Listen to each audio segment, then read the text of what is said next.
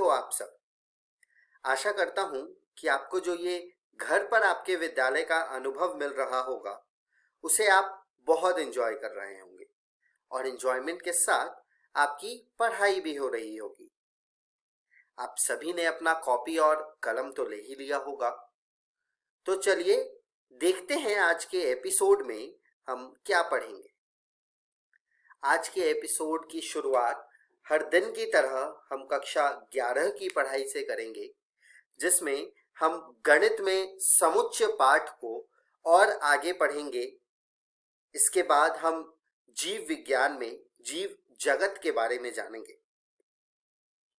इसके बाद हम कक्षा 12 की पढ़ाई शुरू करते हुए गणित में संबंध एवं फलन के बारे में आगे पढ़ेंगे और उसके बाद हम जीव विज्ञान में जीवों में जनन के बारे में जानेंगे। तो चलिए शुरू करते हैं आज के एपिसोड को।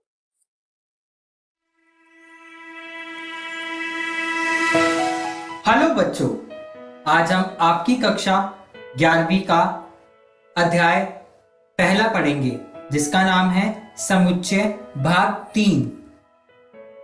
हम इस वीडियो में पढ़ेंगे परिमित और अपरिमित समुच्चय क्या होते हैं, समान समुच्चय क्या होते हैं और उप समुच्चय किसे कहते हैं। परिमित समुच्चय क्या होते हैं? परिमित समुच्चय में अवयवों की संख्या निश्चित होती है।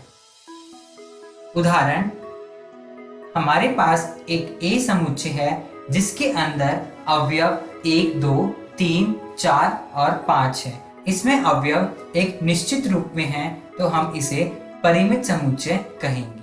परिमित समुच्चय के उदाहरण। दोस्तों, हमारे पास एक इंद्रधनुष है। क्या हम इंद्रधनुष के रंगों के संग्रह को परिमित समुच्चय कह सकते हैं? हाँ, हम इंद्रधनुष के रंगों के संग्रह को परिमित समुच्चय कह सकते हैं, क्योंकि हमें पता है इंद्रधनुष में कितने रंग होते हैं। तो हमारे इस समुच्चय के अवयव क्या होंगे? बैंगनी, गहरा नीला, नीला, हरा, पीला, नारंगी, लाल। और हम इंद्रधनुष के रंगों के संग्रह को परिमित समुच्चय कह सकते हैं। अब बात करते हैं अपरिमित समुच्चय की। अपरिमित समुच्चय क्या होते हैं? अपरिमित समुच्चय वो समुच्चय होते हैं जिसमें अवयवों की संख्या निश्चित नहीं होती है, उसे हम अपरिमित समुच्चय कहते हैं। ठीक है बच्चों, तो उदाहरण के तौर पे हमारे n नेचुरल नंबर और हमारे रियल नंबर और बहुत सारे हमारे और भी उदाहरण हैं जिससे हम अपरिमित समुच्चय को दर्शाते हैं। आइए देखते हैं कुछ और अपरिमित समुच्चय के उदाहरण। जैसे कि आप देख रहे हैं, ये हमारे पूर्णांकों का समुच्चय है, जिसमें हम घटा 4, घटा 3, घटा 2, घटा 1, 0, 1, 2, 3 और 4 ये संख्या देख पा रहे हैं। हमें ये नहीं पता कि ये संख्या का अंत कहाँ पे है, तो ये हमारे अपरिमित समुच्चय के उदाहरण हैं। तो ये हमारे कौन से संख्या कहलाती है? पूर्णांकों की संख्या। आइए एक सवाल करते हैं। परिमित और अपरिमित बताना है बच्चों आपको। तो हमारे पास यहाँ पे दो चीजें हैं, पहला महीने और दूसरा पूर्ण संख्या। तो बच्चों आप ये बताइए, महीने और पूर्ण संख्या इन दोनों में से कौन सा परिमित है और कौन सा अपरिमित है? महीने हमारे क्या है? परिमित समुच्चय है, क्योंकि हमारे पास महीने निश्चित हैं कि ये महीने 12 ही हैं। जनवरी, फरवरी, मार्च, अप्रैल से लेकर दिसंबर तक के महीने हमारे पास 12 हैं। तो हमारे पास महीने क्या है? हमारे परिमित समुच्चय। पूर्ण संख्या का हमारे पास कोई लिमिट नहीं है, कोई निश्चित संख्या नहीं है कि कहां तक होते हैं, तो ये हमारे क्या है? अपरिमित समुच्चय। ठीक है बच्चों, अब आइए देखते हैं उप समुच्चय किसे कहते हैं। उप समुच्चय क्या होते हैं? यदि समुच्चय ए का प्रत्येक अवयव, अगर हमारे पास एक ए समुच्चय है, उस समुच्चय के हर एक अवयव समुच्चय बी का भी अवयव है, तो ए बी का क्या कहलाएगा? उप समुच्चय कहलाएगा। हम उसको कैसे लिखेंगे? ए उप समुच्चय बी। यदि ए बी का उचित उप समुच्चय नहीं है तो हम इसको कैसे लिखेंगे? तो हम इसको ऐसे लिखेंगे। ओके बच्चों, उप समुच्चय को उदाहरण के माध्यम से जानते हैं। माना कि समुच्चय ए बी और सी एक समुच्चय के अवयवों को दर्शा रहे हैं। ठीक है बच्चों, जिसके अंदर ए हमारे पास क्या है? राहुल और रौनक है। बी हमारे पास क्या है? डी जी और जेड है। और सी हमारे पास डी जी जेड राहुल और रौनक है। तो हमें ये पूछ रहा है कि ए उप समुच्चय सी का है कि नहीं है। तो हमने देखा ए के अंदर राहुल और रौनक है और सी समुच्चय के अंदर डी जी जेड राहुल और रौनक है।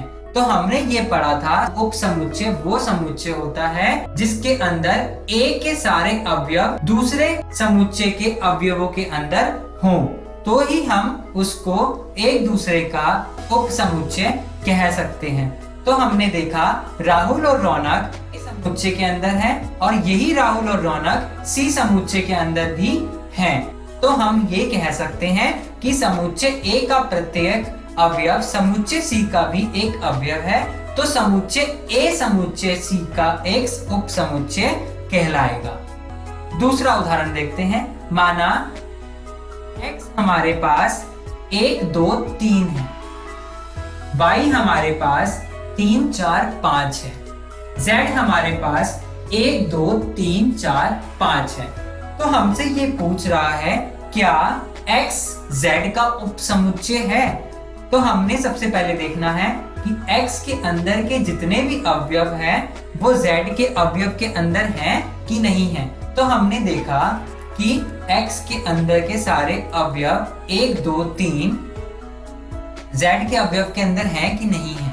तो हमने हमारे पास x के अंदर क्या है? 1 2 3 और z के अंदर क्या है? 1 2 3 4 5। तो हमें पता चल रहा है क्योंकि 1 2 3 समुच्चय z में है। कैसे? 1 भी है, 2 भी है और 3 भी है।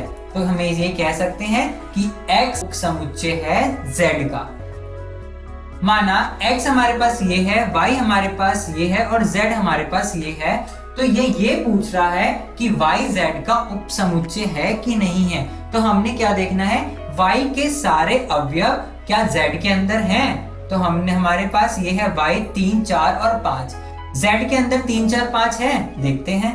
3 है, 4 भी है, 5 भी है। तो हम इसको ये कह सकते हैं क्योंकि 3 4 5 है समुच्चय z में, तो हम इसको कहेंगे कि y उप समुच्चय z का है। अगला प्रश्न, क्या x y का उप समुच्चय है? क्या y z का उप समुच्चय है?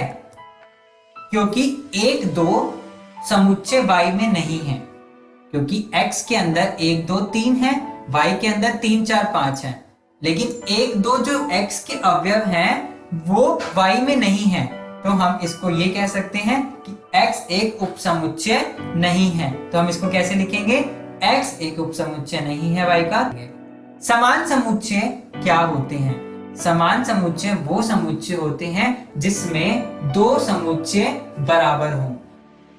यदि तो a का प्रत्येक अवयव b का अवयव होना चाहिए तथा b का प्रत्येक अवयव a का भी अवयव होना चाहिए, तो समुच्चय a और b समान कहलाते हैं। इसको हम कैसे दर्शाएंगे कि a बराबर है b के? अगर समुच्चय a b समुच्चय के बराबर नहीं है तो हम इसको कैसे दर्शाएंगे? a बराबर नहीं है b के। और उदाहरण जानते हैं। माना a हमारे पास 1 2 3 4 है और b हमारे पास 3 1 4 2 है। तो हमने ये देखा कि a के अवयव b के अवयव से मिल रहे हैं। ठीक है, तो 4 अवयव हैं, दोनों समुच्चय के अवयव समान हैं। तो हम इसको ये कहेंगे कि a बराबर है b के। a समुच्चय b समुच्चय के बराबर है। इस वीडियो में हमने सीखा कि परिमित और अपरिमित समुच्चय क्या होते हैं, समान समुच्चय क्या होते हैं और उप समुच्चय क्या होते हैं। अगर आपको और भी विस्तार में जाना है तो आप एनसीईआरटी की कक्षा 11वीं की बुक का भी प्रयोग कर सकते हैं।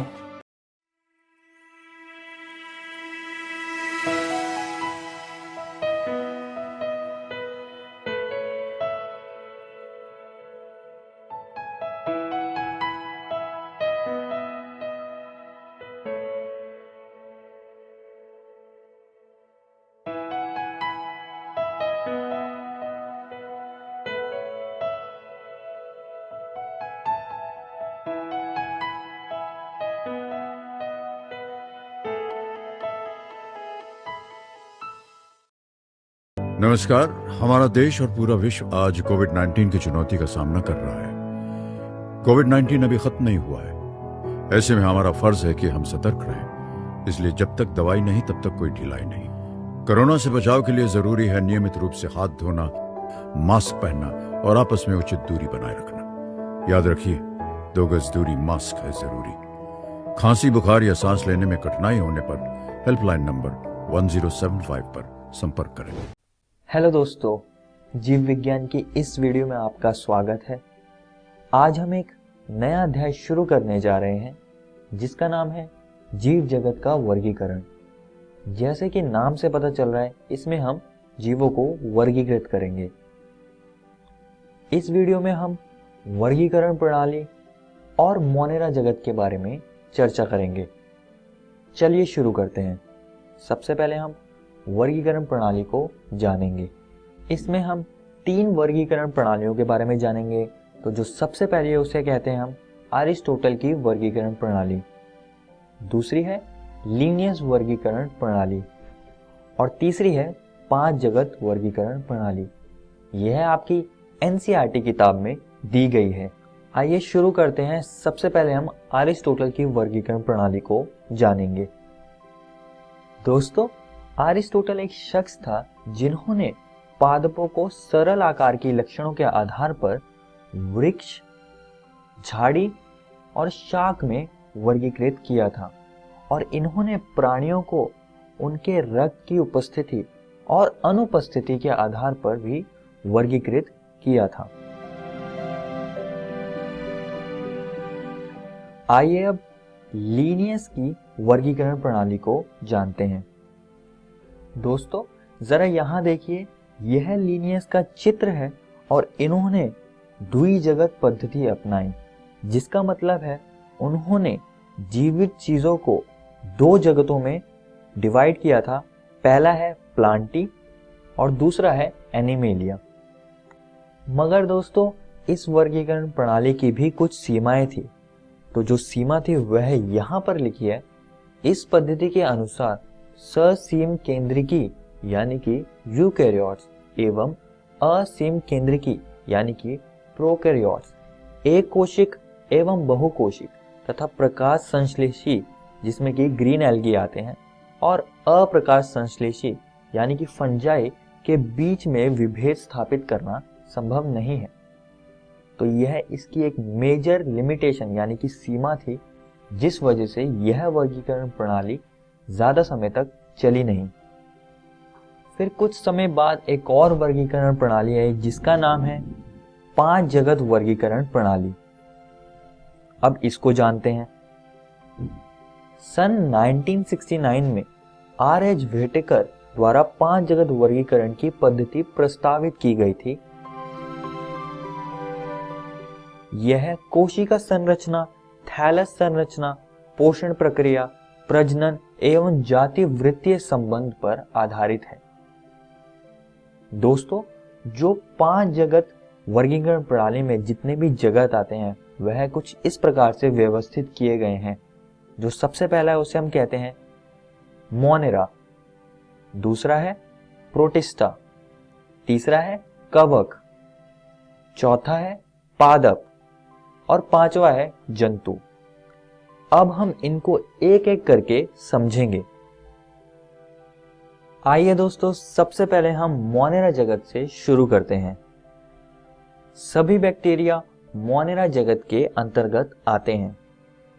दोस्तों, जरा यहां पर देखिए, यह एक बैक्टीरियम का चित्र है जिसमें कि मैंने प्लाज्मा झिल्ली, कोशिका भित्ति और कैप्सूल को दर्शाया हुआ है। और दोस्तों, इन बैक्टीरिया के पास कभी कभी फ्लैजिला यानी कि कशाप भी होता है, जो कि चलन में सहायता करता है। अब दोस्तों, बैक्टीरिया को उनके आकार के आधार पर हमने 4 समूहों में बांटा गया है। तो जो सबसे पहला है वह है गोलाकार कोकाई, दूसरा है रॉड के आकार का बेसिलाई, तीसरा है स्पाइरिला और चौथा है विब्रियो। विब्रियो कॉमा के आकार का होता है। दोस्तों, बैक्टीरिया को हमने उसके वास स्थान के आधार पर भी विभाजित किया हुआ है। तो जो सबसे पहला आता है इसमें, उसको हम कहते हैं आद्य बैक्टीरिया और दूसरे समूह को हम कहते हैं यू बैक्टीरिया। आइए अब इनको एक एक करके समझते हैं। सबसे पहले हम आद्य बैक्टीरिया को जानेंगे। ये बैक्टीरिया अत्यंत कठिन वास स्थानों पर पाए जाते हैं, जैसे कि लवणीय क्षेत्रों में। लवणीय क्षेत्रों में जो बैक्टीरिया पाए जाते हैं उनको हम हेलोफाइल्स कहते हैं। यह बैक्टीरिया गर्म झरने में भी पाए जाते हैं और उन बैक्टीरिया को हम थर्मोएसिडोफाइल्स कहते हैं। आद्य बैक्टीरिया कच्छ क्षेत्रों में भी पाए जाते हैं और उन बैक्टीरिया को हम मिथेनोजेंस कहते हैं। और दोस्तों, मिथेनोजेंस रूमिनेंट पशुओं के आंतों में भी पाए जाते हैं। यह बायोगैस उत्पन्न करते हैं। आइए दोस्तों आगे बढ़ते हैं और यू बैक्टीरिया को समझते हैं। यू बैक्टीरिया के कुछ सदस्य स्वपोषी भी होते हैं, जिसका सरल भाषा में मतलब है कि वह अपना खाना खुद बनाते हैं, जैसे कि नील हरित शैवाल, जिसे हम अंग्रेजी में साइनोबैक्टीरिया कहते हैं। इनके पास क्लोरोफिल ए होता है और इन्हें प्रकाश संश्लेषी स्वपोषी यानी कि फोटोसिंथेटिक ऑटोट्रॉप्स कहा जाता है। दोस्तों, जरा यहां पर देखिए, यह नील हरित शैवालों की कुछ कॉलोनीज हैं। यह आपने अपने घर के आसपास कभी ना कभी पानी के ऊपर ऐसा तो कुछ देखा ही होगा। और दोस्तों, माइक्रोस्कोप में नील हरित शैवाल कुछ इस प्रकार का दिखता है। अब दोस्तों, यू बैक्टीरिया के कुछ सदस्य रसायन संश्लेषी भी होते हैं, जैसे कि नॉस्टॉक। नॉस्टॉक के पास श्लेष्मीय आच्छाद होता है और एक विशिष्ट कोशिका हेट्रोसिस्ट होती है, जिसके द्वारा ये पर्यावरण की नाइट्रोजन को स्थिर करता है। ये जीव अकार्बनिक पदार्थों जैसे कि नाइट्रेट, नाइट्राइट और अमोनिया को ऑक्सीकृत कर ऊर्जा उत्पन्न करते हैं। तो यह बात आप सभी दोस्तों को याद रखनी है।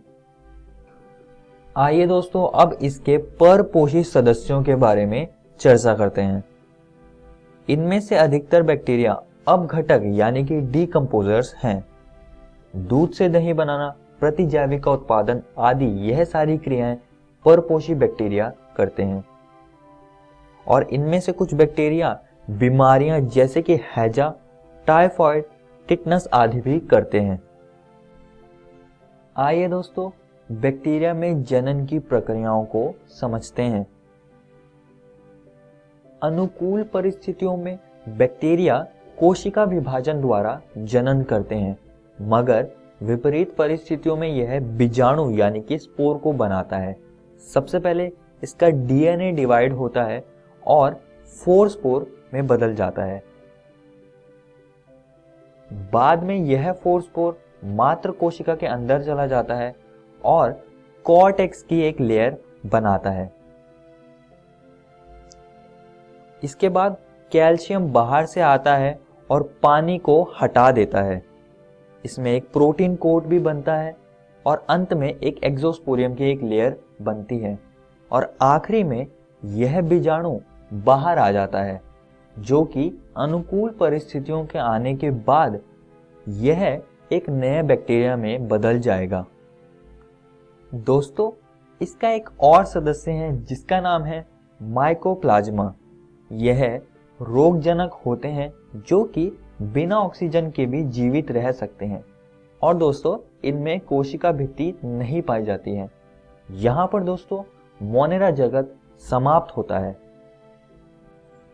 इस वीडियो में हमने वर्गीकरण प्रणाली के बारे में पढ़ा, जिसमें कि हमने आपकी एनसीईआरटी किताब में दी गई 3 वर्गीकरण प्रणालियों को जाना। हमने मोनेरा जगत के बारे में चर्चा करी, जिसमें कि हमने मोनेरा जगत की कुछ विशेषताएं और इनके समूहों को जाना। दोस्तों, मैं आप सभी को बताना चाहूँगा कि आज हमने आपकी एनसीईआरटी किताब के 2 टॉपिक्स को ख़त्म कर लिया है। आप इनको ज़रूर घर से किताब से पढ़कर आइएगा। अगली वीडियो में हम प्रोटिस्टा जगत को जानेंगे। धन्यवाद।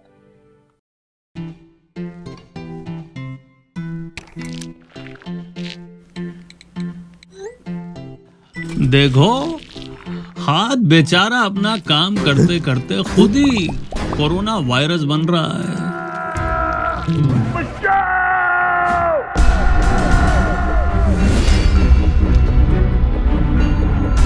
तुम मुझे 20 सेकंड दो, मैं तुम्हें इस वायरस से आजाद करूंगा।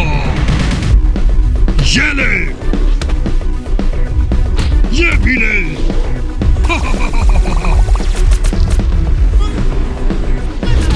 भाग जा, ये कोने कोने में ले, दफा हो जा यहां से।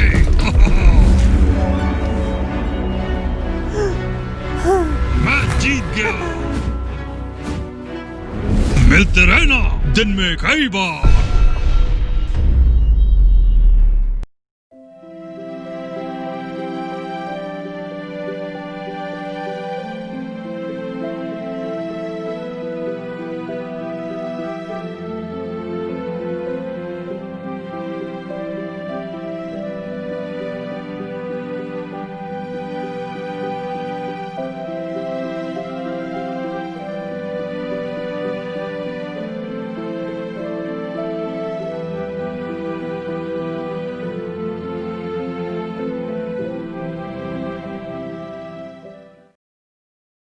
नमस्कार दोस्तों, चलिए आज इस वीडियो में हम संबंध एवं फलन पढ़ेंगे।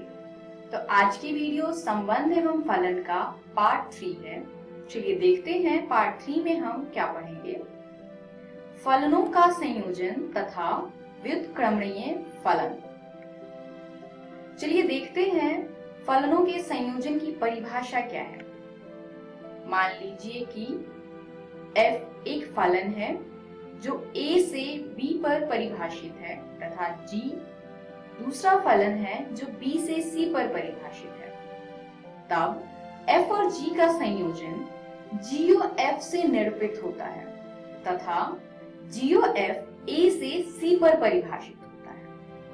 GOFX बराबर होता है g ब्रैकेट में fx for all x belongs to a, यानी प्रत्येक x जो कि a में है। तो इसका अर्थ ये है कि हमारे पास अगर 2 फलन हैं f तथा g और f का प्रांत a है तथा सह प्रांत b है, इसी प्रकार g का प्रांत b है और सह प्रांत c है, तो दोनों का संयोजन GOF द्वारा निरूपित होता है, जिसमें GOF का प्रांत a होगा और सह प्रांत c होगा। चलिए इसको अच्छे से समझते हैं। ये मानते हैं हम कि एक समुच्चय A है जो कि फंक्शन f का प्रांत है। अब A के अंदर जितने भी अवयव हैं उसको हम x से डिनोट करेंगे। B फंक्शन f यानी फलन f का सहप्रांत है। तो इस प्रकार f एक फलन है जो a प्रांत से b सहप्रांत पर परिभाषित है। तो अगर a का अवयव x है तो b का अवयव fx होगा। अब दूसरा फंक्शन जो है g, वो किस प्रकार परिभाषित होगा। g हमारा b से c पर परिभाषित है, तो c मान लेते हैं एक और समुच्चय है। अब g फंक्शन जो b से c पर परिभाषित है वो किस प्रकार दिया जाएगा, g ब्रैकेट में fx। तो इसको हम कहते हैं GOF जो a से c पर परिभाषित होगा, यानी हमने b को बीच में से हटा दिया है।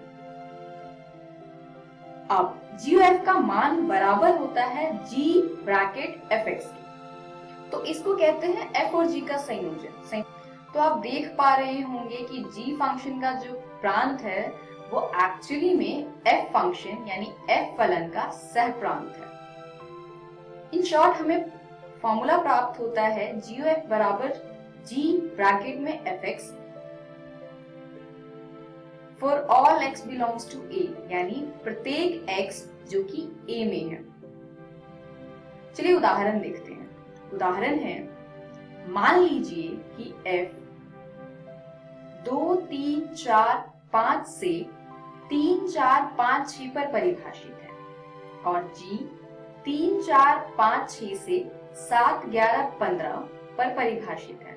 ये दो फलन इस प्रकार हैं कि f2 बराबर है 3 के, f3 बराबर है 4 के, f4 बराबर है f5 के तथा ये बराबर है 5 के, यानी f4 और f5 दोनों का ही मान 5 है। g3 बराबर है g4 के तथा ये बराबर है 7 के, यानी g3 और g4 दोनों का मान 7 है तथा g5 और g6 का मान 11 है। तो हमें GOF ज्ञात करना है। तो GOF निकालने के लिए हम क्या करेंगे, पहले देखते हैं फंक्शन क्या क्या है, यानी फलन क्या क्या है। f हमारा फलन है जिसका प्रांत है 2, 3, 4, 5 तथा सह प्रांत है 3, 4, 5, 6। g एक फलन है जिसका प्रांत है 3, 4, 5, 6 और सह प्रांत है 7, 11, 15। तो अब हमें निकालना है GOF। GOF के लिए अब GOF का प्रांत क्या होगा, जो f का प्रांत है, और GOF का सह प्रांत क्या होगा, जो g का सह प्रांत है। यानी GOF जो है वो 2, 3, 4, 5 से 7, 11, 15 पर परिभाषित है। इस प्रकार आप देख पा रहे हैं कि प्रांत और सह प्रांत में इनके क्या रिलेशन है, क्या संबंध है।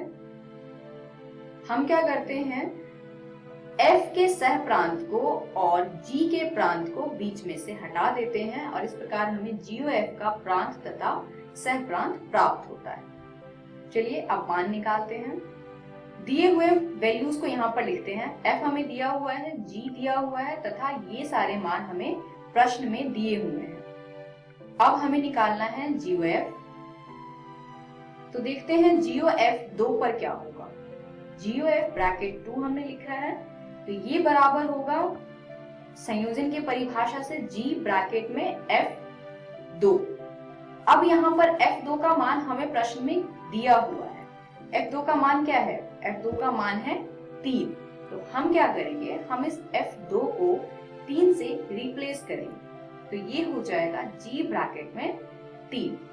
अब देखिए g3 का मान क्या है, तो g3 का मान है 7, तो g3 बराबर हो जाएगा 7 के। तो इस प्रकार हमें GOF 2 मिल गया है 7 के बराबर। चलिए अगला मान निकालते हैं GOF 3 का। तो GOF 3 किसके बराबर होगा, फिर से हम संयोजन की परिभाषा से ये हो जाएगा g ब्रैकेट में f ब्रैकेट 3 ब्रैकेट क्लोज, यानी ये होगा हमारा g ब्रैकेट में f3। अब आप फिर से देखिए f3 का मान क्या है, f3 का मान है 4। तो हम यहाँ पर f3 की जगह पर 4 को प्रतिस्थापित करेंगे, ये आ जाएगा हमारा g ब्रैकेट में 4। अब हम क्या करेंगे, हम g4 का मान देखते हैं कहाँ पर है। तो g4 का मान है 7, यानी कि GOF 3 भी हमारा 7 के बराबर आ गया। चलिए अब हम क्या करेंगे, अब अगला मान निकालेंगे 4 पर, यानी GOF 4। तो GOF 4 बराबर हो जाएगा g ब्रैकेट में f4। तो हम फिर से f4 का मान रखेंगे यहाँ पर। f4 का मान क्या है, 5, यानी ये हो जाएगा g5।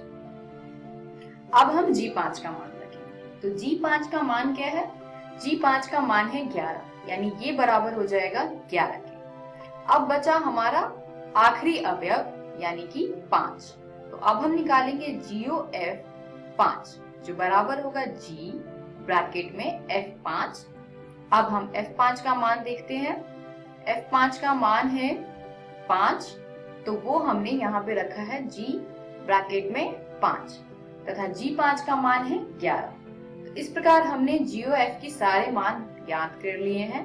GOF 2 पर, 3 पर, 4 पर तथा 5 पर। इस वीडियो में हमने सीखा फलनों का संयोजन यानी कि GOF बराबर होता है G ब्रैकेट में fx।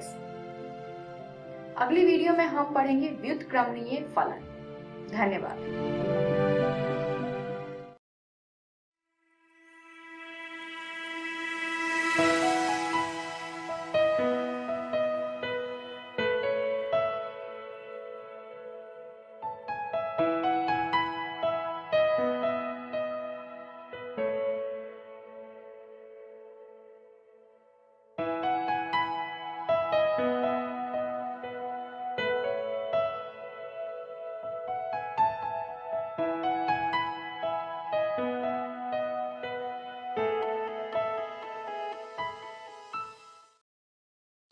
हाथों को मलमल के स्वच्छ करेंगे साबुन और साफ जल से। याद रखेंगे सुमन के सुमन के एस सीधे हाथ साबुन मल के, यू उल्टे हाथ रगड़ रगड़ के।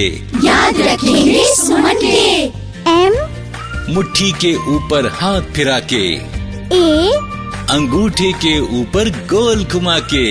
याद रखेंगे सुमन के एन नाखूनों को हथेली पे चमका के, कलाई के पास छल्ला बना के। याद रखेंगे सुमन के। स्वच्छ रखेंगे हाथ तो स्वस्थ रहेंगे आप। हेलो दोस्तों, आज भी हम अध्याय मानव जनन को जारी रखेंगे। पिछली वीडियो में हमने युग्मक जनन और युग्मकों की संरचना के बारे में पढ़ा था।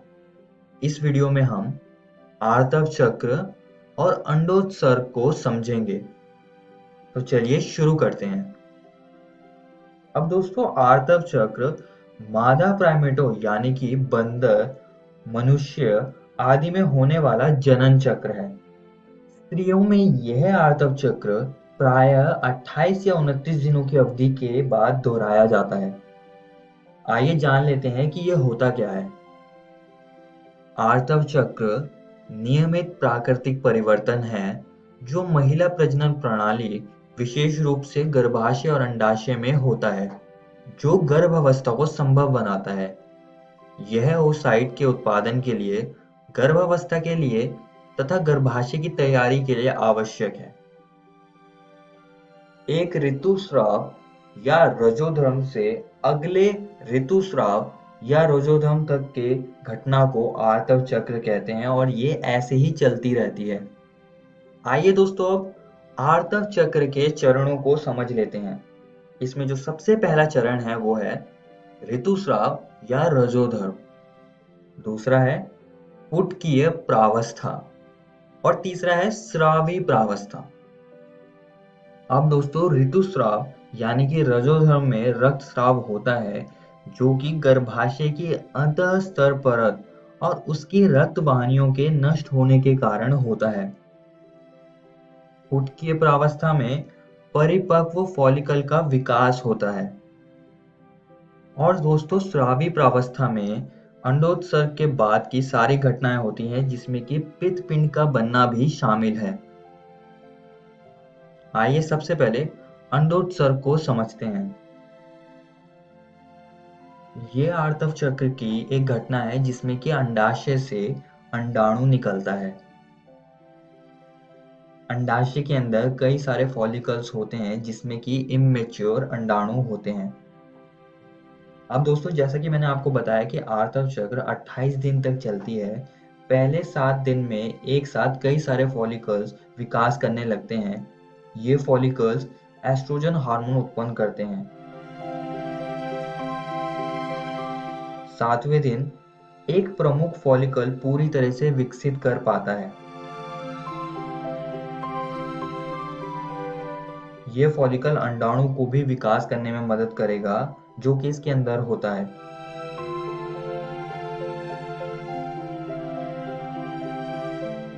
बारहवें दिन ये फॉलिकल्स बहुत ज्यादा मात्रा में एस्ट्रोजन रक्त धारा में उत्पन्न करने लगते हैं। इस एस्ट्रोजन की वजह से हाइपोथैलेमस पिट्यूटरी ग्लैंड को ट्रिगर करता है, जिससे कि ल्यूटिनाइजिंग हार्मोन बहुत ज्यादा मात्रा में उत्पन्न होने लगता है। इस ल्यूटिनाइजिंग हार्मोन की वजह से जो फॉलिकल्स हैं वो अंडाशय से वृद्धि करने लगते हैं और बाद में ये फॉलिकल से जो अंडाणु है वो डिटैच हो जाता है। ये कुछ रसायन भी उत्पन्न करता है जिसकी वजह से अंडवाहिनी इसके आसपास आ जाती है और इसको घेर लेती है।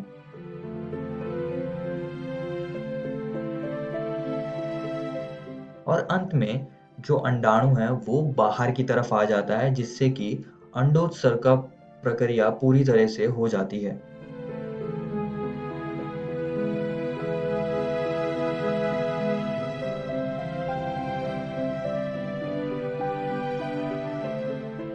ये अंडाणु गर्भाशय की ओर जाने लगता है। यह इस समय निषेचित हो सकता है।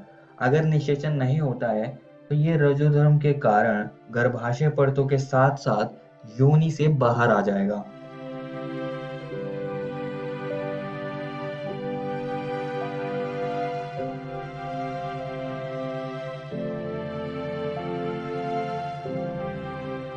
अब दोस्तों आर्तव चक्र में कुछ घटनाएं होती हैं, तो अब हम उनको समझेंगे। सबसे पहली घटना है गर्भाशयीय घटनाएं।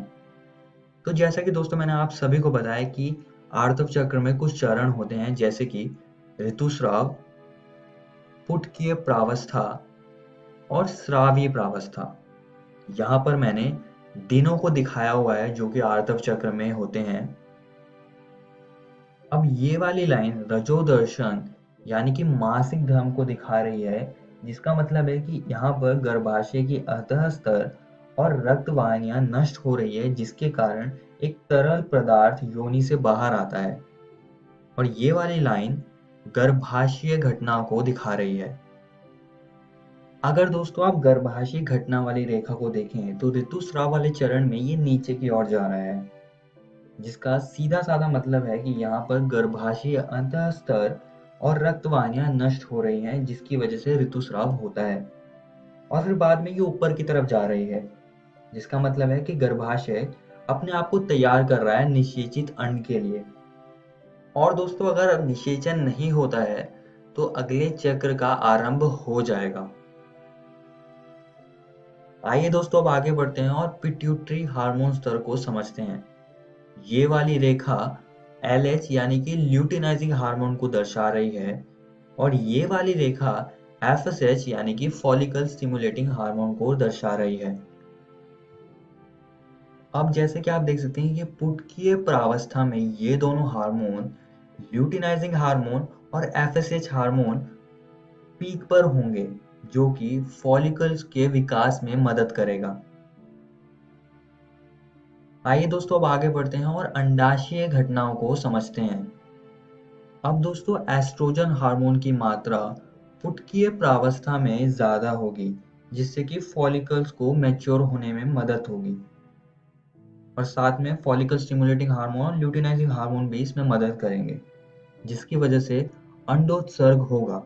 अंडोत्सर्ग के बाद कॉर्पस लूटियम यानी कि पित्तपिंड बनता है, जो कि प्रोजेस्टेरॉन और एस्ट्रोजन हार्मोन बहुत ज्यादा मात्रा में उत्पन्न करता है, जिसकी वजह से ल्यूटिनाइजिंग हार्मोन और फॉलिकल स्टिमुलेटिंग हार्मोन का उत्पादन रुक जाता है। आइए इसको थोड़ा और अच्छे से समझते हैं। तो जैसा कि मैंने बताया कि FSH और LH उत्पन्न हो रहे हैं और साथ ही में एस्ट्रोजन भी फॉलिकल्स उत्पन्न करने लगेंगे, जिसकी वजह से जो एस्ट्रोजन है वो पिट्यूटरी ग्लैंड पर ट्रिगर करेगा, जिससे कि ल्यूटिनाइजिंग हार्मोन और ज़्यादा मात्रा में उत्पन्न होने लगेगा, जिसकी वजह से जो फॉलिकल्स है वो मैच्योर हो जाएंगे, मैच्योर oocyte बन जाएगा। ये मैच्योर oocyte अंडोत्सर्ग के लिए एकदम तैयार है। यहाँ पर ये अंडाणु को रिलीज कर देगा, उसको निकाल देगा।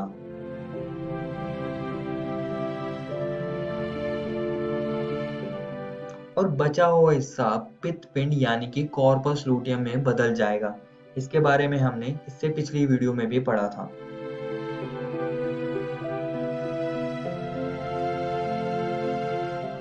अब यहाँ पर पित्तपिंड कुछ चीजें उत्पन्न करेगा, जैसे कि प्रोजेस्टेरॉन, एस्ट्रोजन और इन्हिबिन, जो कि फॉलिकल स्टिमुलेटिंग हार्मोन और ल्यूटिनाइजिंग हार्मोन के उत्पादन को रोक देगा। अब यहाँ पर पित्तपिंड जो प्रोजेस्टेरॉन उत्पन्न कर रहा है, ये गर्भाशय अंतःस्तर और रक्त वाहिनियों को वापस बनाने में मदद करेगा, जिससे कि ये आर्तव चक्र फिर से चलता रहे। तो कुछ इस तरह से आर्तव चक्र होता है। आइए इसकी कुछ और महत्वपूर्ण बातों को समझते हैं। रजोदर्शन, प्रथम ऋतुस्राव, रजोध्रम, जो कि यौवनारंभ में शुरू होता है। रजोनिवृत्ति, स्त्री में यह आर्तव चक्र 50 वर्ष की आयु के लगभग बंद हो जाता है। इस स्थिति को रजोनिवृत्ति कहा जाता है। तो ये दोनों शब्द आप सभी को याद रखने हैं और इसकी परिभाषा भी। इस वीडियो में हमने आर्तव चक्र के बारे में पढ़ा, जिसमें कि हमने इसके चरण, इसकी घटनाएं और अंडोत्सर्ग को समझा। और दोस्तों, मैं आप सभी को एक और बात बताना चाहता हूँ कि आज हमने आपकी एनसीईआरटी किताब के ये टॉपिक को खत्म कर लिया है। आप इनको जरूर घर से किताब से पढ़कर आइएगा। अगली वीडियो में हम निषेचन और अंतरोपण को समझेंगे। धन्यवाद।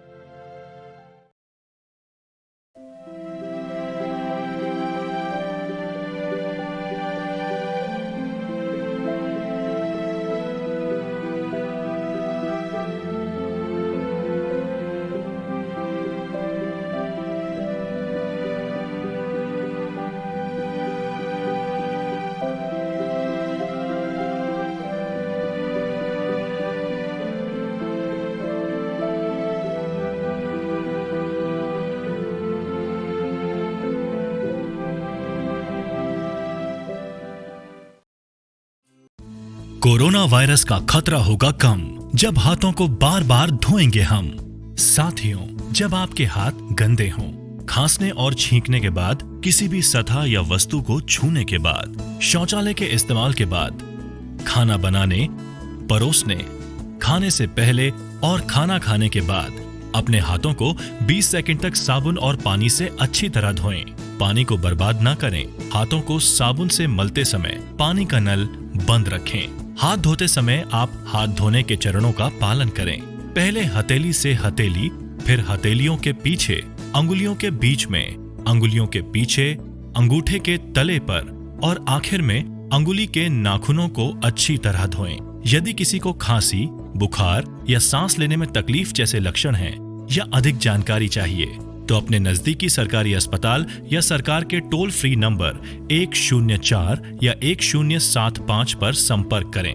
बिहार सरकार और यूनिसेफ द्वारा जनहित में जारी।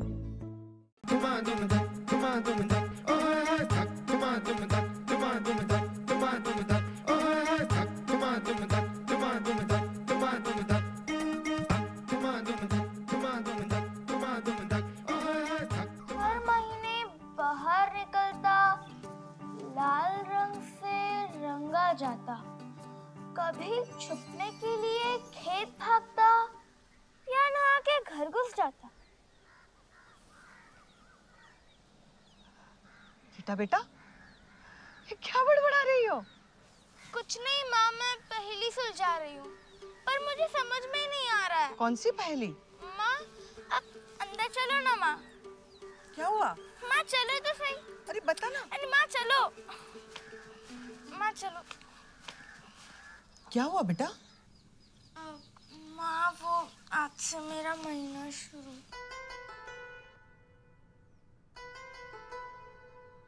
हो गया बेटा।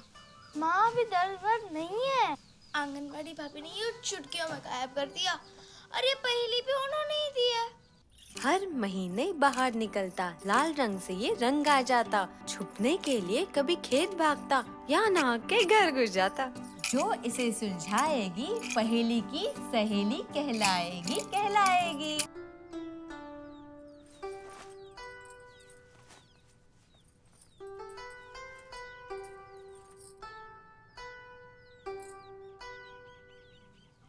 लेकिन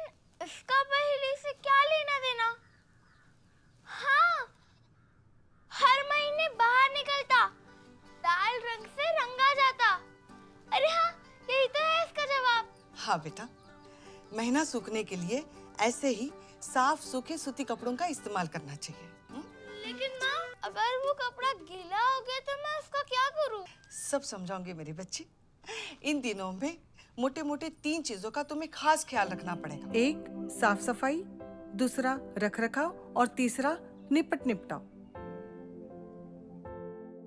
अपनी व्यक्तिगत साफ सफाई के लिए रोज नहाना, खास तौर पर उन दिनों में। कपड़ा ज्यादा गीला होने पर उसे तुरंत दूसरे साफ सूती कपड़े से बदल लो। कम से कम दिन में 3 बार नहीं बदला तो इन्फेक्शन हो सकता है। कपड़ा बदलने से पहले और कपड़ा बदलने के बाद साबुन से हाथ धोना जरूरी है। शाबाश। और अब कपड़े के रख रखाव के बारे में। इस्तेमाल किए कपड़े को साबुन से अच्छी तरह धो दो, क्योंकि धोने से दाग नहीं रहता और खुशबू भी। और फिर उस कपड़े को धूप में टांग कर सुखा दो। धूप में सुखाने से कीटाणु छूमंतर हो जाते हैं। और जब कपड़ा सूख जाए तब उसे कहाँ रखे माँ? उसे तय करके एक कपड़े की थैली में डालकर अपने बाकी कपड़ों के साथ रख दो, छप्पड़ में छुपा के नहीं। तीसरी बात, कपड़े के निपट निपटाव की। इस्तेमाल किए कपड़े को घर या खेतों से दूर गहरे गड्ढे में गाड़ दो या फिर स्कूल शौचालय के इंसिनरेटर में जला दो। चलिए अंदर जाओ। माँ, अब तो मैं बेफिक्र होकर स्कूल भी जा सकती हूँ।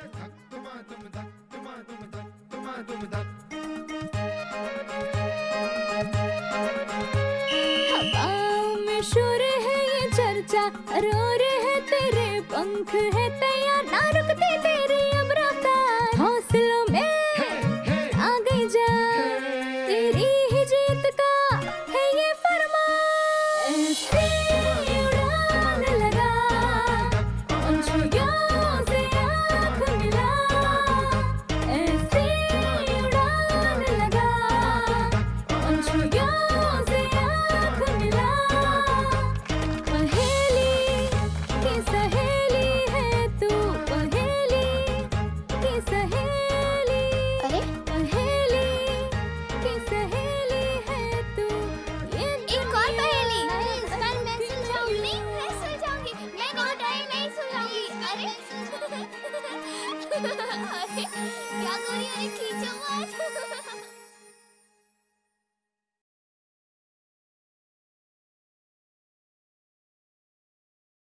आशा करता हूं कि आज के एपिसोड में जो भी पाठ आपको पढ़ाया गया हो, आप उसे अच्छे से समझ पाए होंगे। यदि कोई सवाल आपके मन में आया हो तो उसे उन्नयन ऐप पर आप पोस्ट करके अपने जवाब को जान सकते हैं, या फिर आप हमें ईमेल भी कर सकते हैं स्क्रीन पर दिए गए ईमेल आईडी पे। यह वीडियो बीईपीसी की वेबसाइट पर भी उपलब्ध है। वेबसाइट नोट कर लीजिए बच्चों, www.bepcssa.in। जब आप इस वेबसाइट पर जाएंगे तो डिजिटल लर्निंग वाले सेक्शन में जाकर आप इस वीडियो को देख सकते हैं। मिलते हैं बच्चों अगले एपिसोड में कुछ और रोचक पाठ के साथ। तब तक के लिए घर में रहिए, सुरक्षित रहिए और पढ़ते रहिए। बाय बाय बच्चों।